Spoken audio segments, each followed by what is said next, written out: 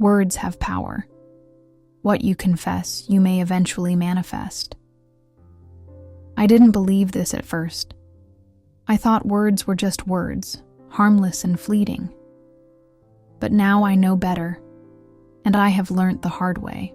This is my story, a deeply personal one, a story about how I lied about having cancer and how that lie eventually turned into a terrifying reality. I never thought it would get this far. When I first lied about having cancer, it felt like a small, controllable thing. I wasn't sick. I wasn't in pain. I wasn't struggling with anything, at least not physically, but mentally, emotionally, I was desperate. Desperate for attention, for compassion, for people to care about me in a way they hadn't before. And so, one day, I said it. I have cancer.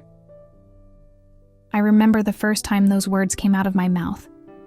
It felt surreal, almost like I was playing a role in some tragic movie. I said it to a close friend, someone I trusted, and immediately, they were shocked, concerned, and supportive. They asked what kind of cancer it was, how long I'd known, and what treatments I was undergoing. I didn't have answers at first, so I made them up on the spot. It's early stage. The doctors think I'll be fine, but it's still scary, I said. The more I lied, the more convincing I became. Over time, I added more details to make my story believable. I'd talk about chemotherapy appointments, side effects I was experiencing, and the emotional toll it was taking on me. People started to rally around me. Friends checked in on me constantly. Family members offered support, and I finally felt seen. At first it felt good. I felt cared for in a way I hadn't before. But as time went on, the weight of the lie grew heavier.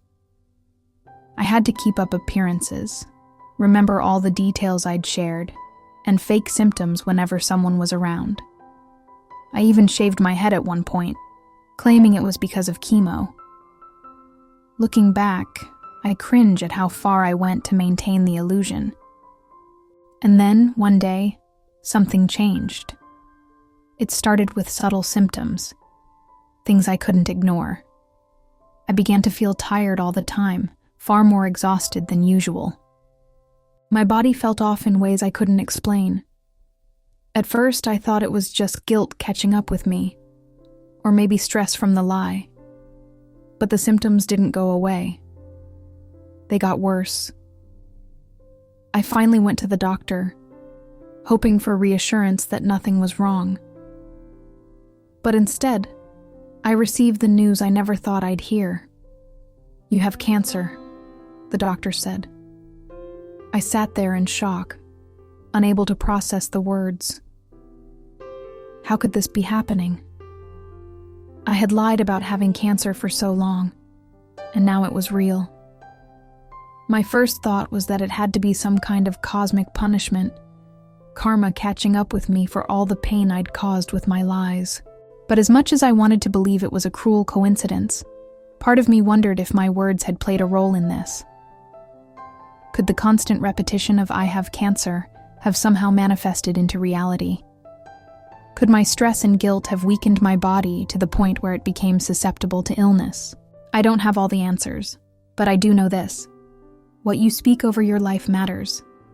Your words have power, whether you realize it or not. Now, I'm living with the very thing I once lied about.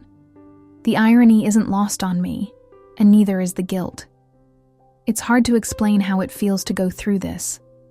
On one hand, I'm genuinely battling cancer. The symptoms, the treatments, the fear, it's all real now. But on the other hand, I'm haunted by the memory of my lies. I hurt people, manipulated their emotions, and took advantage of their kindness. And now, I'm paying the price. This experience has taught me so much about honesty, vulnerability, and the power of our words. If I could go back in time, I would never have lied about something so serious. I would have found healthier ways to seek support and connection. ways that didn't involve deception or manipulation. If you're watching this, I want you to take something away from my story. Don't lie about things like this. Don't speak negativity over your life or the lives of others. If you're feeling unseen or unloved, reach out to someone and share how you're really feeling. Be honest, even if it's hard. Lies may feel like an easy solution in the moment, but the consequences can be devastating. And to those who have supported me through this journey, both the lies and the truth, I owe you an apology. I'm sorry for what I did, and I'm grateful for your kindness, even when I didn't deserve it. As I continue to fight this battle, I'm focusing on healing, not just my body, but my mind and my relationships. I'm working to rebuild trust and to speak positivity into my life instead of negativity. You are your confessions. The words you speak over your life shape your reality, whether you believe it or not. So choose them carefully. Speak life, speak hope, and speak truth. Thank you for listening to my story. If you've ever felt the weight of your words, or if you're struggling with honesty, I encourage you to share your thoughts in the comments. Let's create a space where we can learn and grow together. Until next time, take care of yourselves and each other.